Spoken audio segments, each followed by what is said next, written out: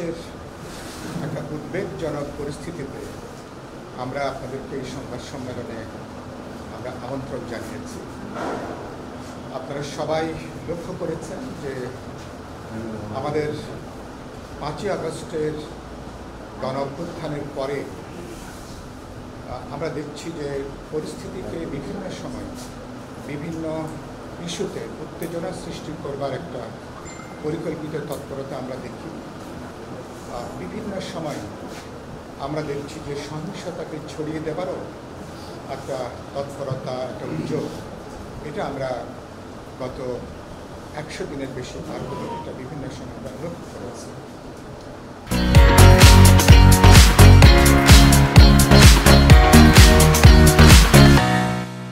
এবং গত পরশুদিন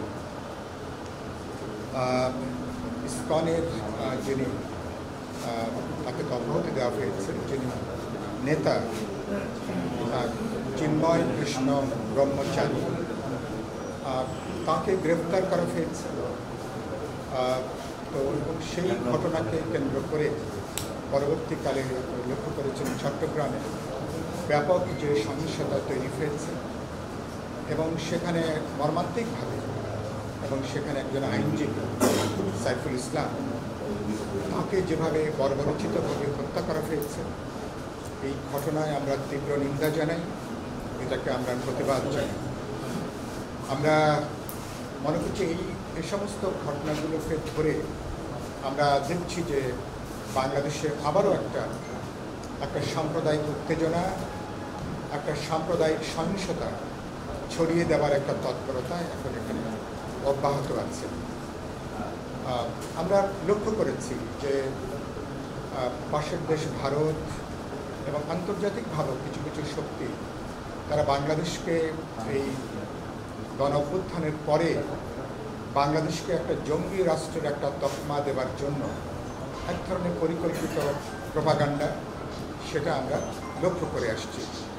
যে সমস্ত ঘটনা সংগঠিত হয়নি তাকে অতিরঞ্জিত করে, তাকে বাড়িয়ে তুলে বাংলাদেশ বিরোধী একটা তৎপরতা, বিশেষ করে ভারত থেকে, ভারতের মোদী সরকার এবং তাদের ছত্রছায়ায় ভারতের বিভিন্ন প্রচার মাধ্যম একটা সাম্প্রদায়িক বাংলাদেশ বিদ্বেষী, বাংলাদেশ বিরোধী তৎপরতাটা অব্যাহত আছে।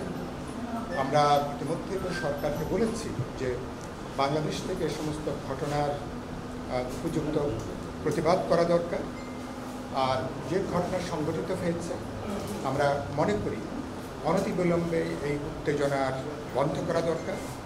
এটাকে নিয়ে কোনো ধরনের সাম্প্রদায়িক সহিংসতা, সাম্প্রদায়িক উত্তেজনা অথবা সাম্প্রদায়িক দাঙ্গা লাগানোর যদি কারো কোনো উদ্দেশ্য থেকে থাকে, আমি বিশ্বাস করি আমাদের অন্তর্বর্তী সরকার, সকল রাজনৈতিক দল এবং আমাদের জনগণ, যেই জনগণ অভ্যুত্থানের মধ্য দিয়ে যে ঐক্যটা গড়ে উঠেছে, ফলে সেই জনগণ এ ধরনের যে কোনো অপতৎপরতাকে তারা রুখে দেবেন, তারা ঐক্যবদ্ধ তারা থাকবেন।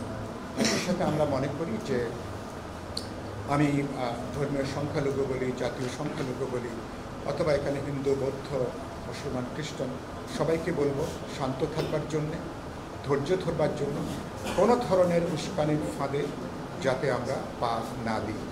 আমরা অভ্যুত্থানের সাফল্যকে রক্ষা করতে চাই, আমাদের যেটুকু বিজয় তাকে আমরা রক্ষা করতে চাই, বাংলাদেশকে গণতান্ত্রিক অভিযাত্রার দিকে আমরা নিয়ে যেতে চাই। এরপরে বিভিন্ন ঘটনা আপনারা জানেন যে এখানে ছাত্রদের মধ্যে যে অনাকাঙ্ক্ষিত যে সংঘাত, সংঘর্ষ, সেটা অনাকাঙ্ক্ষিত বড় ধরনের কলেজগুলোতে ধ্বংসযজ্ঞ হয়েছে, কলেজগুলো মারাত্মকভাবে ক্ষতিগ্রস্ত হয়েছে, ছাত্রদের একাংশকে আরেক অংশের বিরুদ্ধে যেভাবে আমরা দেখলাম সেটা আমাদেরকে ব্যথিত করেছে, উদ্বিগ্ন করেছে। এবং একই সাথে অনেকগুলো ঘটনা পাশাপাশি আমরা দেখছি। এই সমস্ত বিষয়ে আমরা যেটা মনে করি, অন্তর্বর্তী সরকার তার দায় দায়িত্ব এড়িয়ে যেতে পারেন না। এটা একদিকে আমাদের যে প্রশাসন, এখানে প্রশাসনিক শৈথিল্য কিছুটা আছে, এখনো পর্যন্ত প্রশাসনের পুরনো ফ্যাসিবাদের নানা ধরনের অপতৎপরতা, নানাভাবে তারা এই সরকারকে বিতর্কিত করা, ব্যর্থ করা, সরকারকে প্রশ্নবিদ্ধ করবার নানা অপতৎপরতা আমরা লক্ষ্য করি।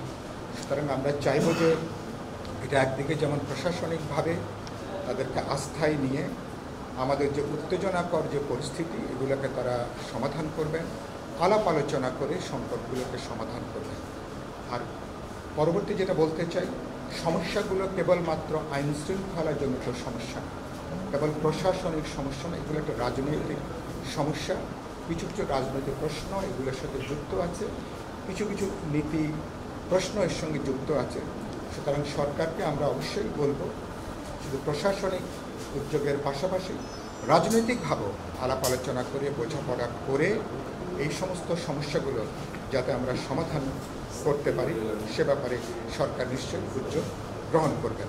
শেষে আমি যে কথা বলতে চাই, এই ধরনের যে পরিস্থিতি, এই পরিস্থিতিতে আমরা দেখছি যে 3 মাস আগে আন্দোলনের শক্তিগুলোর মধ্যে যে গণ ঐক্যটা ছিল, কিছু কিছু দেখছি, কিছু কিছু ফাটল আমরা লক্ষ্য করছি। যেই ফাটলের সুযোগ ধরে নানা ধরনের প্রতিক্রিয়া শক্তি, নানা ধরনের পরাজিত শক্তি তারা আবার বেরিয়ে আসার একটা চেষ্টা এটা আমরা লক্ষ্য করি। সেজন্য আমরা এই অভ্যুত্থানের গণ ঐক্যটাকে ধরে রাখা, তাদের সংহত করা, জোরদার করা, এটা যেমন জরুরি, একই সাথে আমরা মনে করি রাজনৈতিক দলগুলোকে সরকারকে আস্থায় নেওয়া দরকার। এবং আমরা দেখছি যে এত বড় সংকটও অন্তর্বর্তী সরকার রাজনৈতিক দলগুলোর সঙ্গে যে আলাপ আলোচনা করা, কথাবার্তা বলা, বোঝাপড়া তৈরি করা, সে ব্যাপারে আমরা কার্যকর কোনো উদ্যোগ এখনও পর্যন্ত আমরা দেখছি না। আমরা সরকারকে বলবো, এটা কেবলমাত্র সরকারের পক্ষে একা এই পরিস্থিতিটা মোকাবেলা করাটা সম্ভব না। সকল রাজনৈতিক দল, ছাত্র, তরুণরা, সমাজের সমস্ত অংশকে, স্টেক হোল্ডারদেরকে আস্থায় নিয়ে আলাপ আলোচনা করে এসব সংকট সমাধান করবে। কারণ আলটিমেটলি বাংলাদেশকে তো একটা আমাদের প্রয়োজনীয় সংস্কারগুলো সম্পন্ন করে আমরা বলেছি সম্ভব যৌক্তিক সময়ের মধ্যে একটা অবাধ, নিরপেক্ষ, বিশ্বাসযোগ্য নির্বাচন নিশ্চিত করা। কারণ এরকম একটা নির্বাচিত সরকার ছাড়া আসলে এরকম একটা পরিস্থিতি, টালমাটাল পরিস্থিতি শেষ পর্যন্ত আসলে মোকাবেলা করাটা অসম্ভব। আমরা চাইব যে সরকার এই কথাগুলো তারা নেবেন এবং তারা একটা দায়িত্বশীল আচরণ করবেন। সরকারের কোনো মহল থেকে, কোনো তরফ থেকে যেন কোনো অতিকথন বা অতিরিক্ত কোনো পদক্ষেপ যেন আমরা গ্রহণ না করি। পরিস্থিতি উত্তেজনাপূর্ণ, কিন্তু আমরা যেন উত্তেজনার বশত আমরা যেন কোনো সিদ্ধান্ত গ্রহণ না করি, এটুকু বলে আমি আমার বক্তব্য শেষ করছি।